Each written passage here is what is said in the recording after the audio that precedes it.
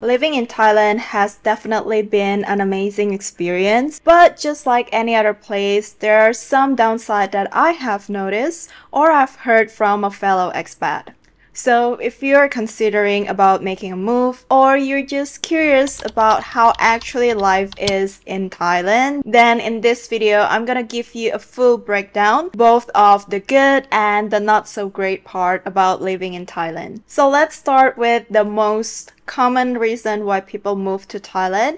It's because the low cost of living. It is definitely a lot lower, especially if you compare it to other Western countries or even other countries in Southeast Asia. I used to live in Bali, and the prices in Canggu, for example, is definitely a lot higher compared to like Thailand, especially if you're living in a place like Chiang Mai. The cost of living in Bangkok is slightly higher, but it's still on the affordable side, especially with all of the things that it has to offer, like good apartment with great facility, all the shopping malls here, all the restaurant or the activities that you can do around the city. I used to spend around 600 to 700 bucks a month when I was living in Chiang Mai. And with that budget, you don't really have to cut out like eating outside or like going on a fun activity on weekend. There's also a lot of options if you want to lower your budget or like live a more affordable life. Here in Bangkok, for example, they have a lot of street food vendor where you can get a full-on meal for like 37 or 40 baht per meal. They also have 7-Eleven, which is the convenience store that's very popular in Thailand,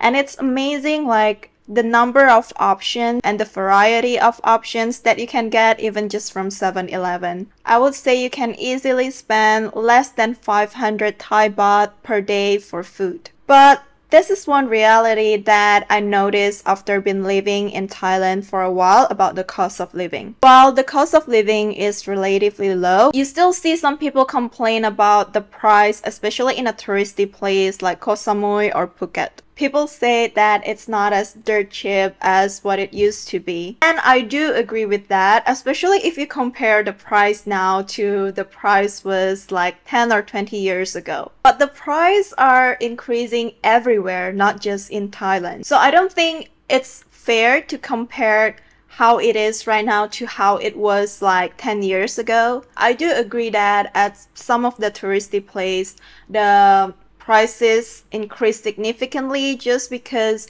of the amount of tourists or expats that are moving to Thailand. I think to avoid this problem, you just have to visit a less touristy place and be more aware of the tourist trap. And if you're just planning to visit Thailand or to stay here short term, then also avoid to come during the high season where most of the accommodation will charge higher and it will be harder to find a restaurant or like activity to do because the amount of tourists in Thailand during that time. Now let's talk about the weather. Thailand, especially now that I'm living in Bangkok, it is hot and humid. And if you're not a big fan of the hot weather or the humidity, this can be a deal breaker, especially if you're someone who comes from a country that has 4 seasons or you're not used to the heat in Southeast Asia. Some days though, I do like walk outside and I can like really feel the heat even early in the morning.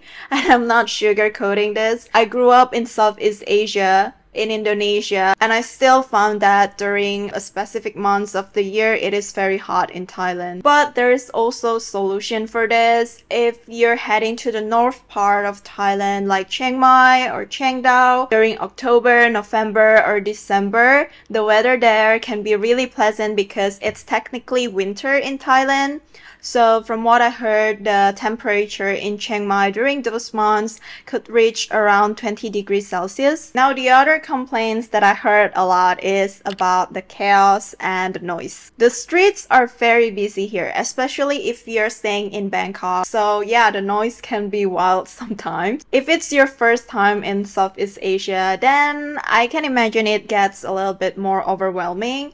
But after some times you kind of get used to it. I always look at it as like the busy street, it's just from the locals who are like working hard. They're trying to sell something. They're trying to make it work. So yeah, like when you look at it from that perspective, it also kind of like make you appreciate those noise. And on the same topic, you can also move to a less touristy area, even like within the city. Like try to stay outside of like the main area like Chinatown, where there's a lot of tourists, there's a lot of bars. So yeah, just be wise at picking the certain area where you want to stay in. Anyway, speaking of the street, the road safety is definitely something that you want to consider about. It is kind of common to get a bike accident, I would say, in Southeast Asia, especially if you're an inexperienced driver. So that's why I always suggest, if you don't know how to drive a bike, it's better to just get a Grab service here, because like it's very convenient, it's also very affordable. But to be completely honest though, like even sometimes with the driver,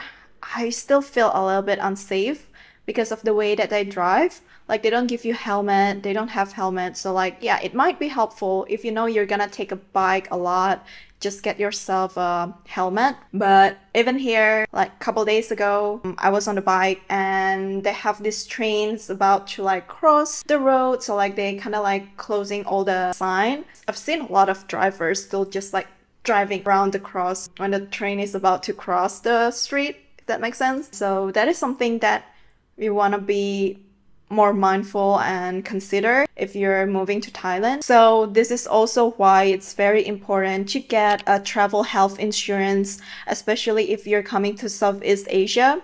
The one that I've always recommend is Safety Wings, just because I really enjoy their service. You can purchase it with monthly subscription, so you don't necessarily need to purchase a year long of health insurance. So they cater towards the travelers. I've heard some people got into an accident and thankfully they have the health insurance, and with Safety Wings, it's very smooth. They don't really try to complicate the process. If you guys want to check out Safety Wings, you can check out the description box below. I have the link that will give you some discount. Let's talk about the food. Thai food is hands down one of the best cuisine. It's very flavorful and fresh and affordable. Now, the two things that I've heard fellow expat mentioned about the food here in Thailand, which is basically the downside, is the spicy level and the hygiene. I feel like most of the food here in Thailand are more on the spicier side. So you do want to check with the food vendor or the restaurant every time you order the food, and you can always tell them if you prefer a non-spicy food. You can always ask for my pet, or it means not spicy. As for the hygiene, I've only had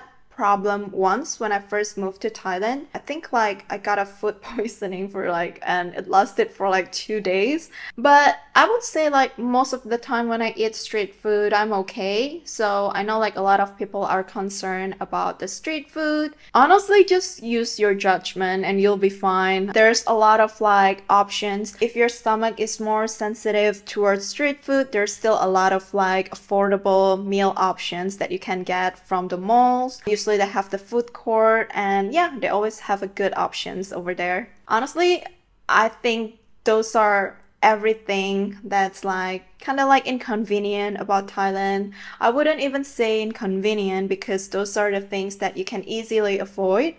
But yeah, I think this will be helpful for you to make decision, especially if you're planning to move to Thailand. So overall, Thailand is an amazing place to live, especially if you're a digital nomad like me. So far, all the pros definitely outweigh the cons, but it's always good to know what to expect, especially if you're gonna move here. If you want to chat more, whether you're planning to move to Thailand or to travel to Thailand, I have the link where you can book a call with me and we can discuss more about which area to live in Thailand and what are the things that you need to prepare. I will leave all the link in the description box below so you can check it out. But yeah, let me know in the comment if you lived in Thailand before, if you're living in Thailand, what are the things that you like the most and what are some of the downside from your experience. So that's all for today, and I'll see you on my next video.